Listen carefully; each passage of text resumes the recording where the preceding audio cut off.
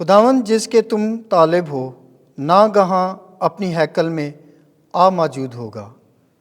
ہمارے لیے آج کی پہلی تلاوت ملاکی نبی کی کتاب اس کا 3 باب 1 تا 4 آیت مقدسہ۔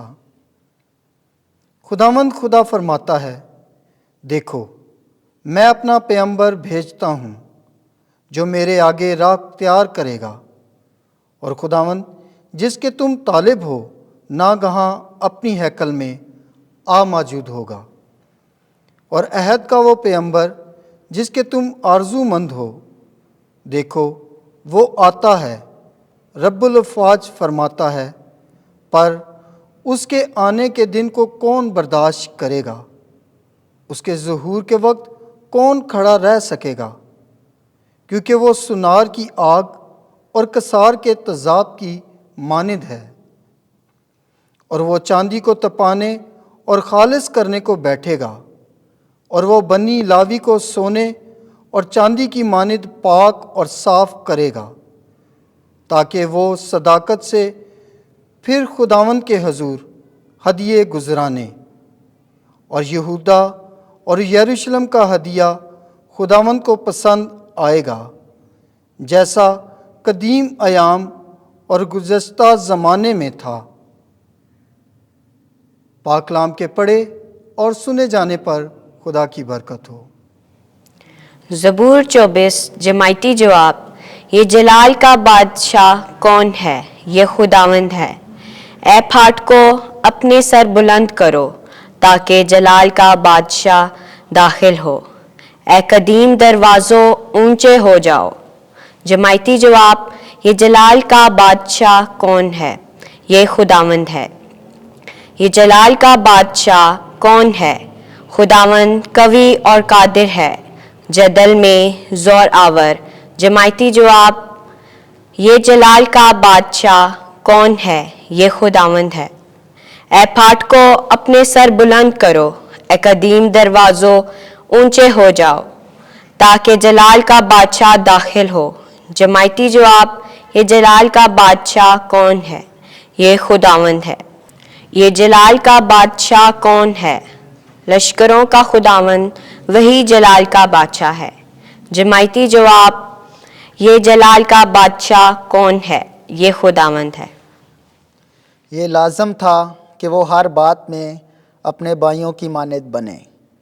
آج کی ہماری دوسری تلاوت مقدس پالوس رسول کا خط عبرانیوں کے نام اس کا 2 باب 14 سے 18 آیت مقدسہ۔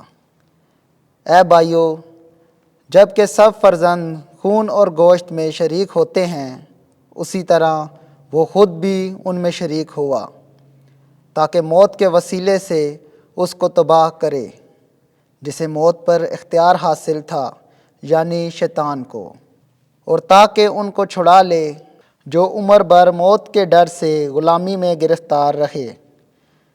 وہ در حقیقت فرشتوں کی دستگیری نہیں کرتا، بلکہ ابراہیم کی نسل کی دستگیری کرتا ہے۔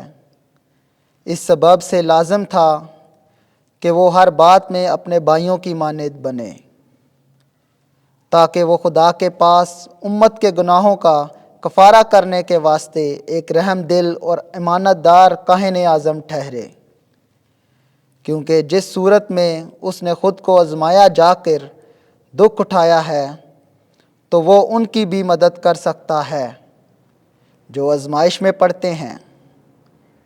پاک کلام کے پڑھے اور سنے جانے پر خدا کی برکت ہو۔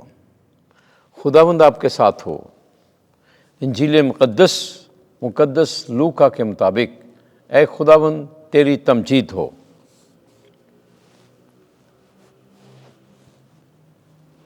دوسرا باب 22 سے 40 آیت تک۔ میری آنکھوں نے تیری نجات دیکھ لی ہے۔ اس وقت جب موسیٰ کی شریعت کے موافق ان کی طہارت کے دن پورے ہو گئے تو وہ اسے یروشلم میں لائے تاکہ اسے خداوند کے آگے حاضر کریں، جیسا کہ خداوند کی شریعت میں لکھا ہے کہ ہر ایک پہلوٹا بچہ خداوند کے لیے مخصوص ٹھہرے گا، اور ذبیحہ لائیں یعنی کمریوں کا ایک جوڑا یا کبوتر کے 2 بچے، جیسا خداوند کی شریعت میں لکھا ہے۔ اور دیکھو، یروشلم میں شمعون نامی ایک آدمی تھا، اور وہ راست باز اور دیندار اور اسرائیل کی تسلی کا منتظر تھا، اور روح القدس اس پر تھا۔ اس سے روح القدس سے آگاہی ہوئی تھی کہ جب تک تو خداوند کے ممسوح کو نہ دیکھ لے، موت کو نہ دیکھے گا۔ وہ روح کی ہدایت سے ہیکل میں آیا، اور جس وقت والدین اس بچے یسوع کو اندر لائے تاکہ اس کے لیے شرعی فرائض ادا کریں، تو اس نے اسے گود میں لیا اور خدا کی حمد کر کے کہا، اے مالک، تو اپنے قول کے مطابق اپنے بندے کو امن سے رخص کرتا ہے، کیونکہ میری آنکھوں نے تیری نجات دیکھ لی ہے، جو تو نے سب آدمیوں کے روبرو تیار کی ہے، غیر قوموں کے لیے انکشاف کا نور اور اپنی امت اسرائیل کا جلال۔ اور اس کا باپ اور اس کی ماں ان باتوں پر تعجب کرتے تھے جو اس کے حق میں کہی جاتی تھیں، اور شمعون نے ان کے لیے برکت چاہی، اور اس کی ماں مریم سے کہا، دیکھ، یہ اسرائیل میں بہتروں کے گرنے اور اٹھنے اور ایسا نشان ہونے کے لیے مقرر کیا گیا ہے جس کے خلاف کہا جائے، اور تیری اپنی جان کے اندر سے تلوار گزر جائے گی، تاکہ بہت سے دلوں کے خیال کھل جائیں۔ اور عاشیر کے قبیلے میں سے حنا بنت فنویل ایک نبیہ تھی۔ وہ بہت عمر رسیدہ تھی، اور اپنے کموار پن کے بعد 7 برس تک شوہر کے ساتھ رہی۔ اب وہ بیوہ 84 برس کی تھی، اور ہیکل سے جدا نہ ہوتی تھی، بلکہ روزوں اور نمازوں کے ساتھ رات دن بندگی کرتی رہتی تھی۔ اور اس نے بھی اسی گھڑی پاس آ کر خداوند کی حمد کی، اور اس کی بابت ان سب سے باتیں کی جو یروشلم کی رہائی کے منتظر تھے۔ اور جب وہ خداوند کی شریعت کے مطابق سب کچھ کر چکے تو جلیل میں اپنے شہر ناصرت کو لوٹ گئے، اور وہ بچہ بڑھتا اور مضبوط ہوتا گیا اور حکمت سے معمور تھا، اور خدا کا فضل اس پر تھا۔ انجیل مقدس کے وسیلے سے ہمارے گناہ معاف کیے جائیں۔ اے مسیح، تیری ستائش ہو۔